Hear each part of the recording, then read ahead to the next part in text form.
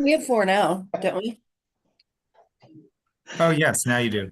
Well, good Okay, afternoon, stream is on. everyone. Yep, good afternoon, everyone. Thank you for signing on. Today is February the 25th. It's about 12:19, and this is a meeting of the Election Law Subcommittee of the Government, Labor, and Elections Committee. We're going to be considering five bills, three for considering for motion and two just to discuss. We're going to be starting with House Bill 855 today. This is Delegate Holmes's bill on community ownership communities, commonly known as HOAs, and their ability to post political and campaign signs and the duration for which they do that. As a brief background on the bill, basically it just extends from 30 days to 45 days the number of days that we can post campaign or political signs in somebody's yard. And then it actually tags on to also capture early voting as well as so it sets it 45 days prior to the first early voting date for the primary election and the general election. And Stan, did I get all the necessary components there? Yes, you did. Thank you. Is there any questions about the bill? Any amendments? No amendments. Move favorable. Okay, got a motion from Delegate Wilson to move favorable. Is there a second? Second. Thank you, Delegate Terrassa. Any final discussion on the bill before we vote? Thank you. All those in favor, please say aye. Aye. Opposed, please let us know. Abstentions, none. All right, very good. That passes favorably onto committee. On to House Bill 621. So this bill is a one-word bill. There is no amendments to the bill, or two words. It just simply says that council that is representing counties in their elections, currently the way the law is written is they have to live in the county in which they're representing. It has come to our attention that some counties are struggling to find county officials to be able to serve in this capacity as election council. And so we just simply strike the word county and we insert the word state instead. And so it is instead that they just have to live within the state and then the county can hire them as council. Delegate Terrassa. So I think this makes sense, but I just want to clarify what board council is. So is this like a hired position or is this like I mean, not that you wouldn't pay an attorney, but is it a position that gets hired and they're officially the board council or they're the council, like an attorney, they consult on something? Yeah, so every local board of elections has counsel there to provide legal advice and to represent them if there's a legal case. And so this person is a specific lawyer hired by the county to represent them. But they're not like full time. I don't. Stan, They're thank usually you. hired for either a specific purpose or sometimes just to be on basically the sidelines to moderate any issues that come forth. I did not know that they were required to be in the county. Mm-mm. That's pretty crazy. Yeah. Yeah, I agree with that. I just I was confused by what this was because I would have thought that like the county office of law, but It also can become a conflict. okay. Office of law works So for they things of said that they need nature. okay. That's All right, right. I'm good with it. And the local boards are actually state entities. They're not actually not part of the county. county government. Right.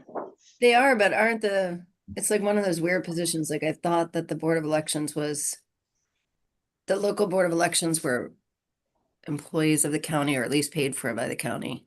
It's like Yeah, one of those weird positions. it is. Yeah, it's a sort of a mixture. Their funding comes from both local and state sources, but the salaries of the employees are generally paid for by the county. That's true. Okay, so notwithstanding that, I support this. Okay, great. Is there a motion? Would you like to make that a motion, Delegate? Yeah, that's fine. All right. Second from anyone? Second. Thank you. Appreciate that. Delegate Wilson, moved by Delegate Terrassa, second by Delegate Wilson. Any final discussion? All right. See none. All those in favor, signify by saying aye. Aye. Opposed, say no. Abstentions? Nope. All right. Passes on to committee. Favorable. Thank you very much. Our third and final bill that we're considering for a motion today is House Bill 182. This has to do with what are called faithless electors. So every election cycle, the state of Maryland has 10 electors that go to Annapolis and vote for the presidential candidate that has been certified by the voters as their choice. So just to keep it simple, in the 2024 presidential election, the state of Maryland voted by popular vote for Kamala Harris. Kamala Harris is the folks that were sent down to Annapolis as the official 10 electors all supported or pledged that they would support Kamala Harris and Tim Walz as the president and vice presidential candidate. They then certify that, and it goes off to Congress, where they have a big certification on January 6th of the year the president is sworn in. And so this basically, because of issues over the years with some people going down and casting protest votes and all kinds of other issues, we've seen across the country a bunch of states pop up with what are called these faithless elector provisions, which basically say that if you were asked by to be an elector for that person and to cast your vote in alignment with how the popular vote went in the state, that you will cast the vote that way. And if you cannot cast your vote that way for whatever reason, you will be replaced with an individual that will be in an alternate position that will then cast that vote that aligns with the popular vote of the state of which you are representing. Stan, do I have the bill correct before we get to the amendments? Absolutely, yes. Thank you. So it's a lot of words inside of a bill to basically do that. I have a question. Yeah, please. Delegate Wilson. And I guess I just don't understand the enforcement mechanism, because it sounds like that you will know in advance if somebody's going to do a protest vote. You I'm sorry, can you can. hear me? Yeah, we can. Yep. Stan, I might let you. Mr. Weinberg, will come to you in just a second. But Stan, do you want to weigh in real quick? Yeah, just That's what I was going to say.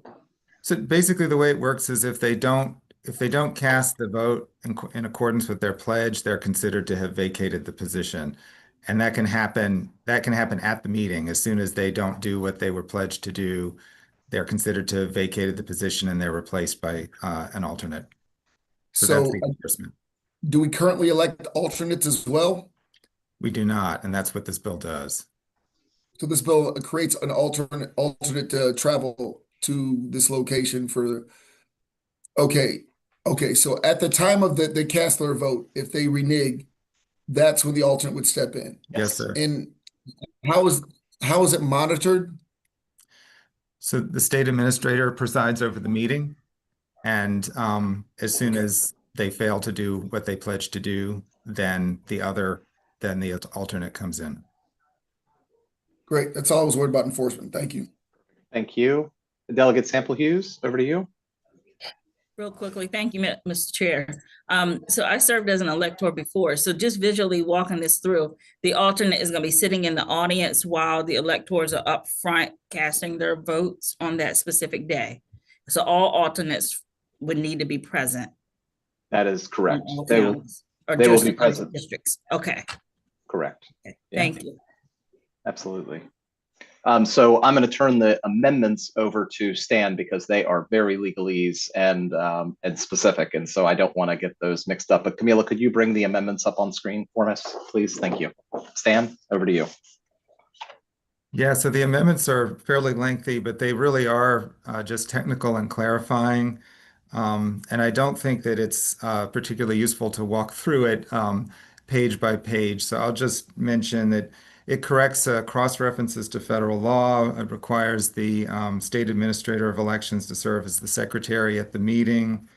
It allows for the still serving electors to appoint a substitute if need be, because there'll already be substitutes, but they basically, if a substitute subsequently reneges, then there would need to be another substitute named. So that's a procedural change. And then there's just a lot of clarifying and technical amendments. There's also some changes to the effective dates. And that's really just to account for the fact that basically we have our current law for the presidential electors is subject to a contingency. So there's a National Popular Vote Compact, which you may be familiar with. So these certain provisions of our law will change at a certain date if the National Popular Vote Compact goes into effect. So this is just trying to clean that up and make it clearer. But it's really just technical drafting stuff. Thank you. Can I get a motion on the amendments? Move the amendments. Second. Thank you. Any discussion on the amendments? As amended, brief question. So when it comes to replacements, is there a specific number of alternates that are now going to be moving? So actually, it provides for there to alternates be continually appointed until they get one who casts the vote as they're supposed to. Right, but during the election phase of these electors, again, I've never done this. Would we as citizens be electing? I mean, how are the alternates chosen? I guess I should ask that. Right. So there's alternates are chosen originally by the party. And then if there's a need for further ones, then that's done by the electors who are serving. So the alternates are not chosen by ballot. No. Okay, that makes sense. All right. Wait. All right. Yeah, Any I have other a just? question. Yeah, Go ahead, sorry. Delegate Thrust. That's okay. Go So, ahead. but they're already alternatives now, right? They're all Right. already. There are none under our current law. There are Oh, not. no, alternative electors. Okay. Yep. Okay, I think it makes sense though. I like the bill. Okay. All right. Any other discussion? Very good. All those in favor of the amendments, signify by saying aye. I thought we voted on the amendments, but Nope, we didn't vote on the amendments yet. Aye on the amendments. Any noes? Thank you. Any opposed? Any abstentions? Good. Now on the bill as amended. Is there a motion on that? So moved. Thank you. Second. Second. Thank you, Delegate Terrassa and Delegate Wilson. And any discussion on the bill as amended for faithless electors? Hearing none, calling the vote. All those in favor, signify by saying aye. Aye. Aye. Do we have to move the bill as amended? We just did. You I'm sorry. seconded it, Delegate Thank Wilson. All right. Sorry, friends. All those in favor say aye. Aye. Any opposed? Any abstentions? Very good. We're going to move that bill forward to committee with favorable as amended. Thank you, everyone, for that. We're now going to move on to House Bill 357. This is for discussion. There's some amendments to this bill that update reporting requirement that update the bill to change kind of what the requirements are. This bill has been heard before the Election Law Committee for pardon me, for a number of years. And the basic goal is to make sure that municipalities are properly posting the results of their elections on the State Board of Education, the State Board of Elections website, and that we can actually then see when the elections, information about the election date, time. It's just a good transparency bill. So the bill sponsor worked very closely with MML, who had some concerns about the bill, and in its updated posture has the support of MML now. Delegate Polakovich-Carr, I believe you're on the call, or a representative from Delegate Polakovich-Carr. Do I have that correct, that MML is now in support of the bill with the amendments that you presented? That's correct, Mr. Chair. Thank you so much, and good to see you as well. Any questions about the bill or its efforts and what it's doing? And Stan, do I have the whole gist of the bill wrapped up here? Yeah. So the information they're reporting is the date of the election and the offices to be voting on, and they would submit that.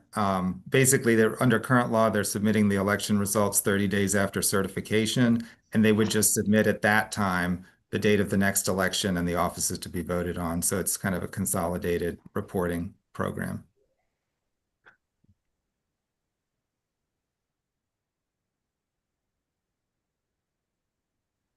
And Reese, over to you. Did I freeze?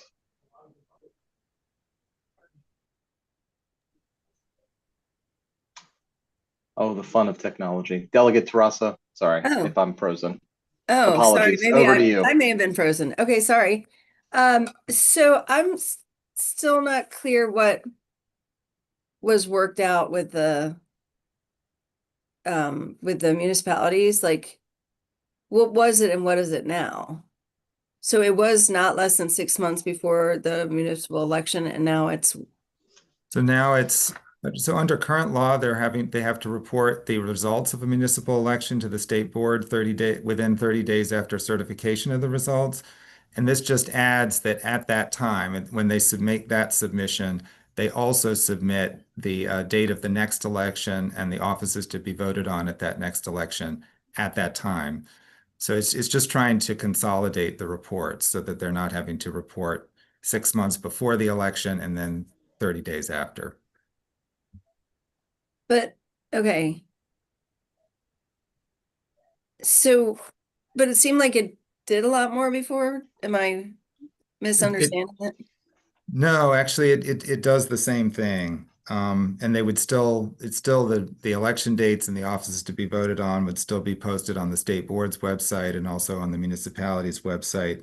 It takes out a lot of language because there was a lot of words to basically do what the bill still does. But you're saying it satisfied the municipalities, but didn't change anything? So it changed. So instead of having to submit the date of the election and office to be voted on 6 months in advance of the election, they now submit that information. Basically, they have a current report that they submit of the results 30 days after the election. At that time, they will submit the same information for the next election. So it's just a consolidated report. So going forward, they're going to provide the information for the next election at that time rather than submitting a separate report 6 months before the next election. But what about this within 5 days? This is crossed out within 5 days after a special election is scheduled. So when do they have to report that to Oh. the state? It seems to me like that's a missing. Yes, so that is true. And I'm sorry, I should have made that clear. They're not reporting special elections under the revised amendments. So that's a change. Okay, well, for whatever it's worth, Mr. Chairman, I think they should be reporting those. Okay, Um, that's something we can certainly take back to MML. There should be a date. I mean, how else do folks know about the elections? Like, I guess there's local notice requirements, I'm assuming, but those are all done by, like, locally, they're not standardized in any way. Right. So the bill does require that special election dates be posted on the municipality's website, but not on the state boards. Right. Yeah, okay. Well, my comment stands. I don't want to blow up the bill. Like, obviously, if this is all we can come to, but in my opinion, that's a really important piece.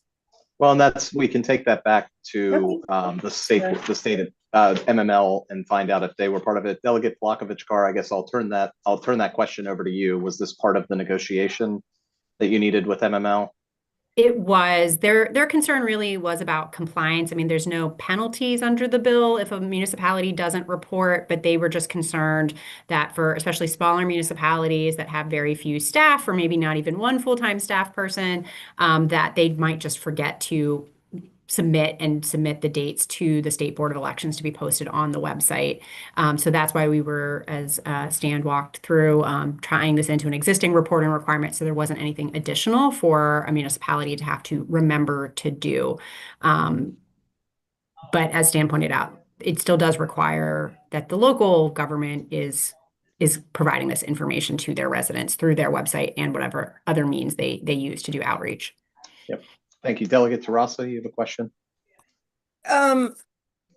Yeah, I mean, I think from my perspective, and I don't know if this was the sponsor's intent, but was for people to be able to reliably check the State Board of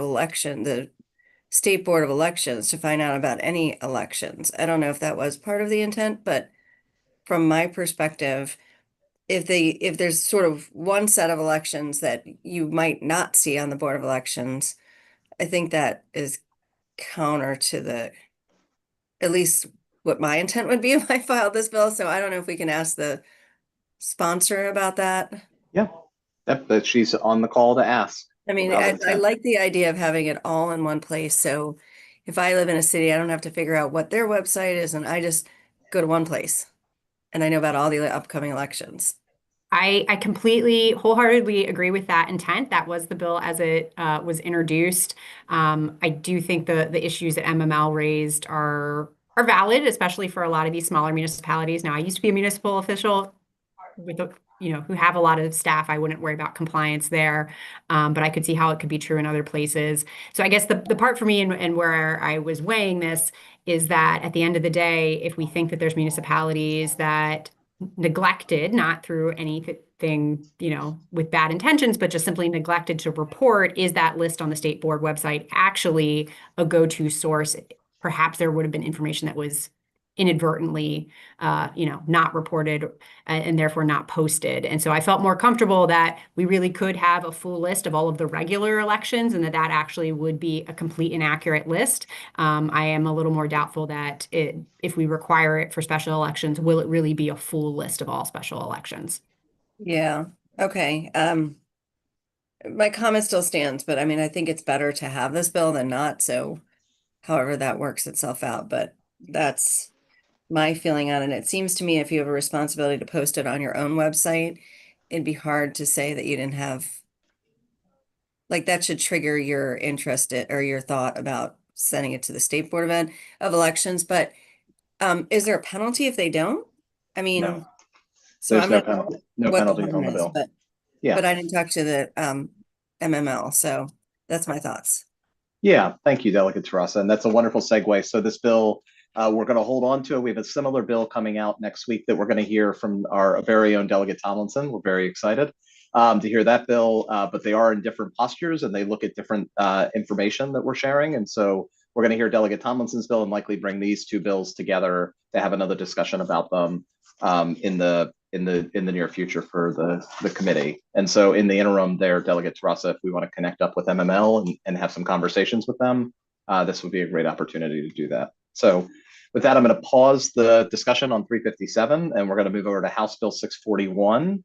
And I want to thank our friends in the Office of Delegate Nicole Williams for joining us for this discussion on curbside voting. So just as a way of background, the Election Law Committee Subcommittee last year spent a number of weeks working on this bill, specifically trying to find ways to navigate certain issues. There was a lot of amendments to last year's bill as we were trying to work through some of the headaches. We've come back with a different version of this bill this year, and so something to look at completely differently, and there is amendments to the bill. So Stan, I'm going to first turn it over to you to go over the aspects of the bill, really what it's trying to accomplish, and the amended version specifically that the sponsor has submitted, and then we'll open it up for discussion. Okay, so on page 3, it sets out this is a pilot program. So it would be in one smaller county, one medium-sized county, one large county, that there would be one curbside voting location that would be designated 6 months before Election Day. Under the amendments that were offered by the sponsor, the curbside voting location would only be open during early voting, and there would be no curbside voting location on Election Day. Then there's also on page 3 factors that the local board would have to consider to determine where to locate the curbside voting location, which is very similar for the factors that are used for determining early voting centers.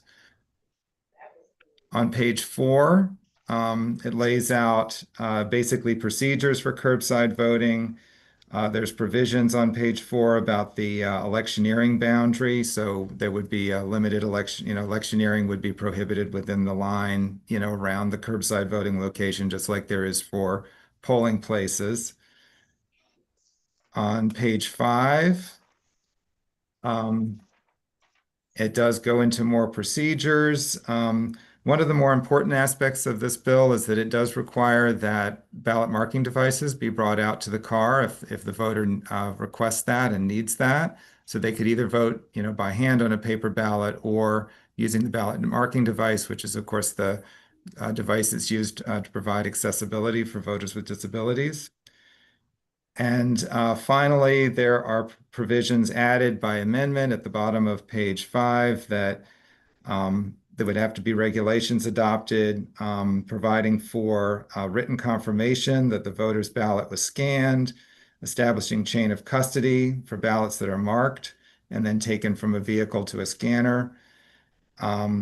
And finally, just a notification to the voter that if they're voting in their car and there's other individuals in the vehicle, that their privacy might not be completely guaranteed. And that's it. Thank you. And just checking in with the sponsor staff. Was there a challenge that the amendments were seeking to resolve? Was there an advocate or any organization that was opposed to the bill that we needed the amendments in order to resolve that issue? So first off, for the record, my name is Michael Marino. I'm Chief of Staff to Delegate Nicole Williams. So thank you for having me. And these amendments, I'll start with the ones on page 5. We had just received a few concerns from advocacy organizations that we were working with regarding privacy of the ballot. And these were suggested amendments that we received from some of our advocates, especially regarding the disclaimer that, those who are in the vehicle with the person utilizing the curbside voting service may not, may be aware of, what vote is taking place. Additionally, the amendments earlier in the bill, striking the polling place from offering curbside voting on election day was just a way to kind of, I guess, curtail the scope of the pilot program. Okay, but that didn't come. Sorry, go ahead, Stan. I'm sorry. I'm sorry. I'm sorry. Please continue. I just had something to add after you're done with that. Sure. Yeah, so just to be clear, like that, so that election day elimination wasn't at the request of anybody. You just thought it would be better to streamline the bill and make it less cumbersome on it as a pilot. Yes, but it was from a request from one of our advocates. Yes. Okay. All right. So very good. Go ahead, Stan. I just wanted to mention that this pilot program would run through the 2028 and 2030 elections, and then it would terminate, and the state board would submit a report on the results. So this is just a 2-cycle pilot program. Okay. Questions from the committee on the bill as a whole or as amended, the original version or as amended? Sorry. Oh, no, go ahead, Delegate Tomlinson. Thank you, Mr. Chair. I'm just looking at the fiscal note again. Is this the time to bring up that, or are we just talking about the amendment? No, it's time to talk about the whole bill. So feel free.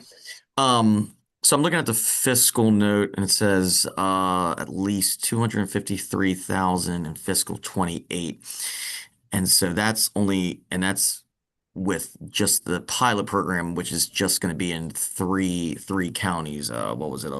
A small, medium size, and large. So I guess my concern is if we're just talking about three counties doing this as a pilot, I mean, what do we think? I mean, I'm thinking of, and I understand it's just a pilot, but obviously the goal, I would imagine, is for the pilot to go well and turn this into a permanent thing. I would imagine that I would just mention, Delegate Tomlinson, that I would imagine that one of the impetuses to remove election day from the bill, from the pilot program, was to also try to bring that fiscal note down. So okay, so yeah, this fiscal note probably isn't entirely accurate at this point. Okay, yeah, I guess I've got concerns about how much this will cost if this was to become a permanent fixture statewide for both early voting and election day, and I know that we had good folks testify, and I asked this question in the hearing. I just with the accessibility of mail-in ballots and how easy that is, especially with the drop boxes. I still have concerns about if there is such a major need for this new way of voting. But I brought these concerns up during the Good question. I want to get to Delegate Sample Hughes' question in just a second. First, Stan, can you weigh in on what is driving these fiscal numbers? Because I know that other states around the country do curbside voting already, and I feel like this would be a built-in with the resources we have kind of bill. But can you help illuminate what they're claiming this will driving the cost?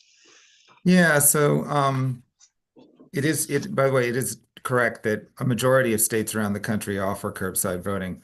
But the fiscal note goes into the detail about what the costs are. So SB would add an additional position to oversee this. So this is on page 5 of the fiscal note. So that I think would be a cost that, would not be if it went statewide, I don't think they would need more than one person for that.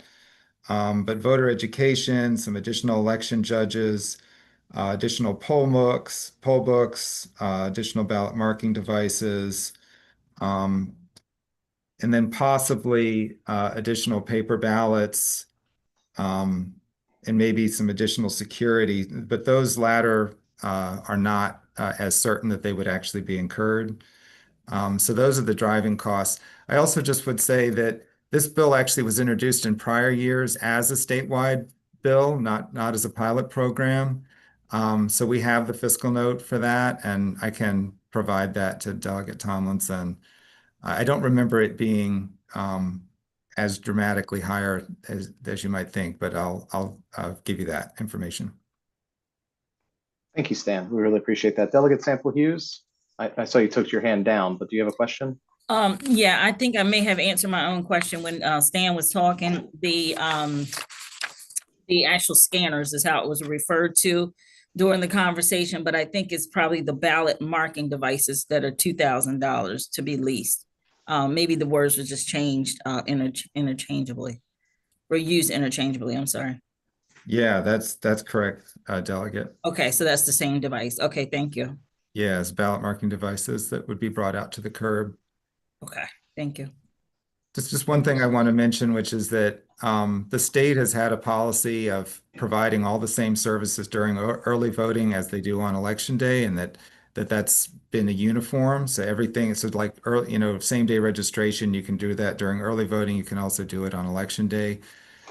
So if you were to limit this only to early voting, that would just be a departure from the practice up until now. Wonderful. All right.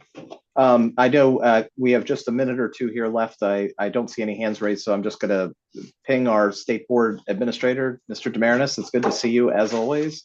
Do you have any weigh-in on the interest for curbside voting from the State Board's perspective? Sure. I just wanted to address that last point about on election day. The difference is election day, you vote in your precinct and you would get a specific ballot.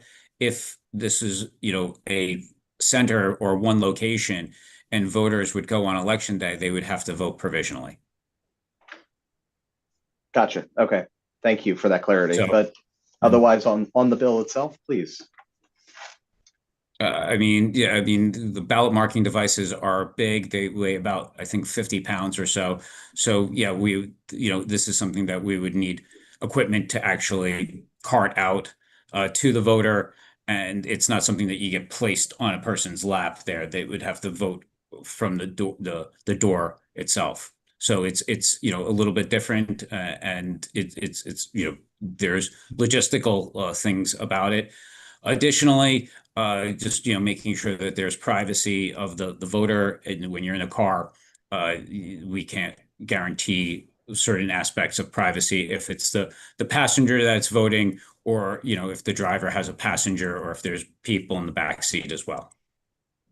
Stan, over to you for the final thoughts or question. I just wanted to mention that, in fact, Dallas County, Texas, and Travis County, Texas, which includes the city of Austin, use our exact same voting system, including our exact same express vote ballot marking device. And they do bring the ballot marking device out to the curb at every location, of which they have hundreds.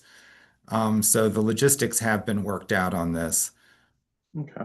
But not in our local. So that's something we could be talking about offline here, is figuring out how it works in Maryland. So, okay. It's our exact same, it's the exact same voting system. So they're doing exactly what this bill proposes to do with our exact same voting system.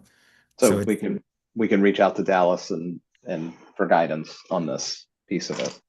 That's right. Okay. Well, this is great information. I really appreciate this. I would like the committee to take another look at this bill throughout between now and crossover, to see if they're comfortable with the language on here and if we're comfortable with bringing the bill forward. With that, I'm going, unless there's any good questions for the good of the subcommittee. Seeing none, all right, we're going to go ahead and adjourn the subcommittee meeting, and we will see you in committee in just a few minutes.